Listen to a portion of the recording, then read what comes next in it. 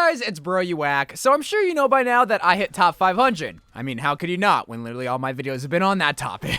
But you see, I ran into a little bit of a problem when I finally got top 500 in competitive Overwatch, and the problem was that I didn't feel happy or fulfilled with my accomplishment. And then I came to the realization that it was because I got top 500 in the year 2021. Let me explain what I mean by that. Do you remember back in 2016 when someone would brag about being top 500 in Overwatch and that holding meaning? You knew that someone bragging about being in top 500 meant that they were either A, a really good Overwatch player, or B, a huge virgin, or C, both, but it still held meaning back in that time. It felt rewarding, it made you want to get better at the game, and more importantly, there were little to no barriers of entry into top 500 other than just having skill at the game. It really was a system built for anybody to get into based on your skill in Overwatch. And I feel like that fact alone back in the day drove people to want to grind out competitive Overwatch because they knew there were only 500 spots to determine that you were the best in Overwatch. Well, yes, the competitive rewards and the gold guns were nice. It was really the bragging rights everyone was seeking. But then over time, top 500 started to take on a few more meanings. Beforehand, you only had one game mode where you could get top 500.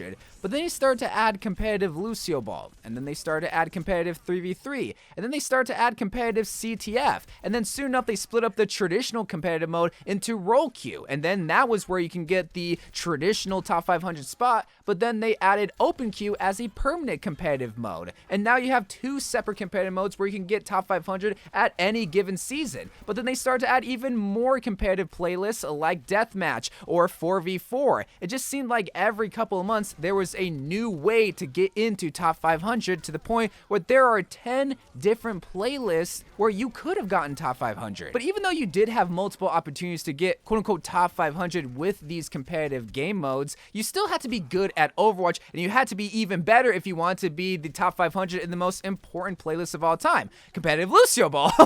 All jokes aside though, the meaning of being in top 500 in Overwatch started to become less and less impressive with each and every single additional competitive mode. And I'll be the first one to say, I love these competitive modes. I love competitive 3v3, I love competitive Lucio Ball, I love competitive CTF, and I especially love competitive open queue. But just because I love those competitive modes does not make me love being in top 500 in those competitive modes than I already do right now. But why am I telling you all this? And why am I describing it like it's a major problem? Because I understand there will be some people that are in silver and gold that have never even came close to top 500, even in competitive Lucio Ball, let alone in role queue and open queue. And it's all because it will be a problem for you eventually, because you will get into top 500. You will grind and you will start to realize that getting in top 500 doesn't really mean anything. And why is that? Because you can get top 500 in any kind of playlist, and will you feel fulfilled if you have to say, well, I got top 500 in competitive 4v4.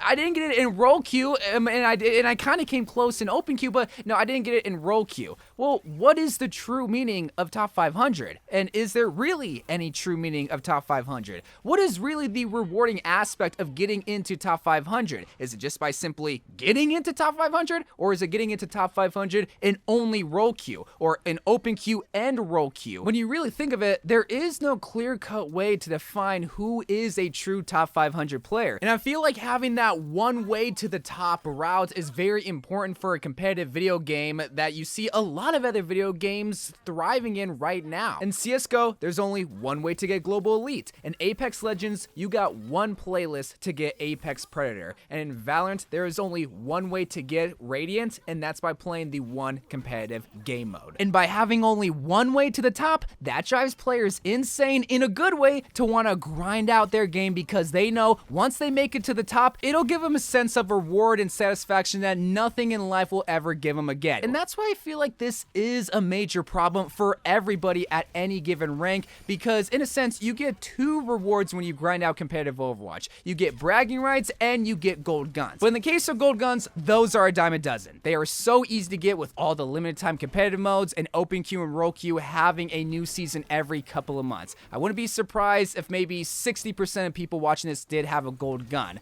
So really, what you're left with after you get a couple of your mains gold guns is bragging rights. And in the case of top 500, you can't really stick out your chest and brag and say, I am a top 500 player in Overwatch. Well, that can mean that you're a top 500 player in Lucio Bowl or in Roll Queue, but either way, you're a top 500 player. And I know that might seem so silly, like, well, why should you have to be able to specify what top 500 you are? When it comes to bragging rights, you want to be able to brag without anybody second guessing you. When you hear someone say that they're an Apex Predator, you know they're good at Apex. When you hear someone say that they got Immortal in the very first season of Valorant, you know they can easily flick one-shot you with the Vandal. And Overwatch has been missing that for the longest time, and it's just one of those psychological things that doesn't really influence people to continue to grind competitive Overwatch versus the other games, because you're in a sense not rewarded, but in Overwatch's case, you're not rewarded on two ends. You're not rewarded with gold guns because, well, you don't want to get these other heroes gold guns because you don't care about them. And top 500, dude, if I wanted a top 500 spray or the top 500 icon, I can just go into 3v3 deathmatch and get it that way. And this is also why I will never understand Jeff Kaplan's original idea when it came to competitive Overwatch. He said that he regrets adding gold guns into Overwatch and said that winning should be the main reason why you grind out Overwatch. But then you ask him, well, why should I be happy with a win? Why should I be happy with a rank? Why should I be happy with top 500? He'll tell you, well, so that you can brag to your friends, so that you feel good that you are one of the best players in Overwatch. Well, can the same be said when I get top 500 in Lucio Ball? And then he'll be like, and that's why it's a problem, because you have to sit there and question, well, am I really a true top 500 player? When I know I can grind out Valorant and be a true Immortal and I'll get people's attention by being a top Immortal player, I can put that in my Twitter bio, I can get some clout, and I can get maybe some e-girls in my DMs. But in Overwatch, if I put top 500 in my bio, I'm gonna get blocked by these e-girls. Like, what? At this point, I'm just making jokes, but the point still stands. Top 500 in 2021 is a lot less meaningful than what it was back in 2016. And when a game is originally marketed as a highly competitive FPS shooter, it is so important to be able to tell someone you are the best in Overwatch and have nobody question it. I know it's so silly, but it is extremely important. And I think going into Overwatch 2, Blizzard needs to take another look at the ranking system and decide to do something different. And something that Blizzard can do going into Overwatch 2 is having a different ranking system to be able to tell players you are the best player in Overwatch. You're not getting the same title of top 500 as someone who played Deathmatch. No,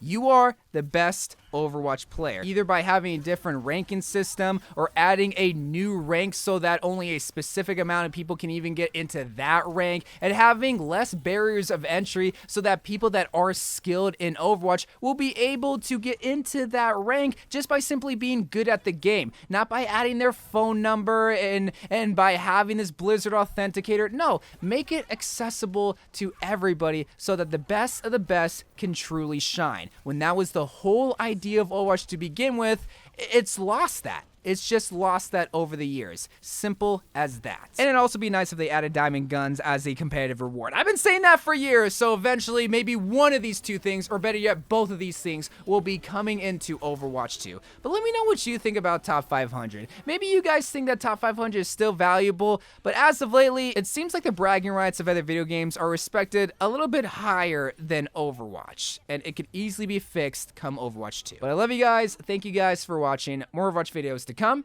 and bye.